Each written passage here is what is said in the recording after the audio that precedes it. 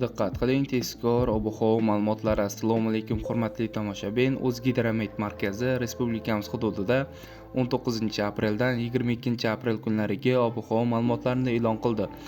Ushbu kunlari Qoraqalpog'iston Respublikasi, Xorazm, Buxoro, Navoiy viloyatlarida 19-aprel kuni yog'ingarchiliklar kutilmaydi. 20 hamda 22-aprel kunlari ayrim joylarda qisqa muddatli yomg'ir yog'ishi va momaqaldiroq bo'lishi kuzatiladi. Sharqiy shamol yo'nalishini o'zgartirib, g'arbdan sekundiga 7-12 metr tezlikda esadi. 19-20 aprel kunlari ayrim joylarda shamolning tezligi 15-20 metrgacha kuchayishi mumkin. Haroratlar 19-aprel kuni kechasi 7-12 daraja, kunduz kuni 20-25 darajagacha ko'tariladi. 20-aprel kuni kechasi 10-15 daraja, kunduz kuni 22-27 darajani tashkil etadi. 21 hamda 22-aprel kunlari kechalari 8-13 daraja, kunduz kunlari 20-25 daraja atrofida bo'ladi. Toshkent, Samarqand, Jizzax, Sirdaryo, Qashqadaryo hamda Surxondaryo viloyatlarida ham havo o'zgaruvchan bo'ladi. 19-22-aprel kunlari ayrim joylarda yomg'ir yog'ishi momaqaldiroq bo'lishi kuzatiladi.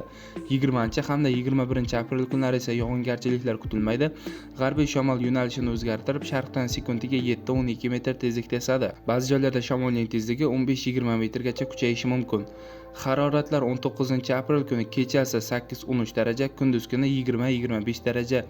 20-aprel kuni kechasi 10-15 daraja, kunduz kuni 23-28 darajagacha ko'tariladi. 21-aprel kuni kechasi 13-18 daraja, kunduz kuni 28-33 darajagacha ko'tariladi.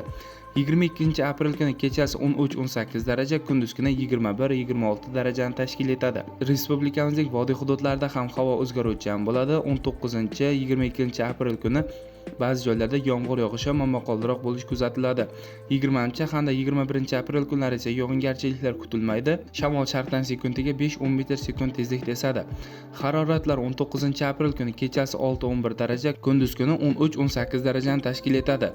20 hamda 21-aprel kunlari kechalari 10-15 daraja, kunduz kuni 22-27 darajani tashkil etadi. 22-aprel kuni kechasi 10-15 daraja, kunduz kuni 20-25 darajani ko'rsatadi. Sizlarga yetkazmoqchi bo'lgan xabarlarim shulardan iborat edi. E'tiboringiz uchun rahmat. Sog' bo'ling, salomat bo'ling.